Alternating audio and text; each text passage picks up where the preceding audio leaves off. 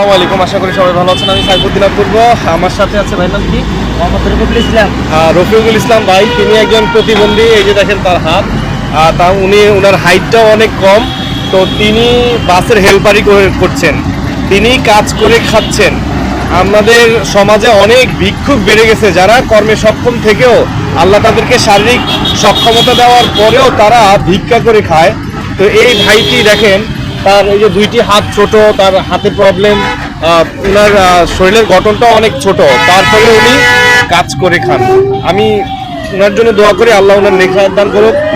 ওনার থেকে আমাদের অনেক কিছু শেখা উচিত। যারা আমরা হতাশ হয়ে যাই অল্পতেই, আমরা কোনো কিছু মনে হয় যে আমার দ্বারা হবে না, হ্যাঁ, তাদের জন্য এটা একটা বার্তা যে আপনি চেষ্টা করেন, আল্লাহ অবশ্যই আপনাকে দিবে। মনে রাখবেন, কোনো ব্যক্তি বা কোনো জাতি যদি নিজের ভাগ্য পরিবর্তনের চেষ্টা না করে, আল্লাহ তার ভাগ্য পরিবর্তন কখনোই করে না। তো আমরা আল্লাহর উপর ভরসা রাখবো এবং নিজেদের কাজটা করে যাব, জ্ঞান অর্জন করবো এবং চেষ্টা করে যাবো, ইনশাল্লাহ হতাশ হবো না। আল্লাহ কখনো তার বান্দাকে খালি হাতে ফিরিয়ে দেয় না।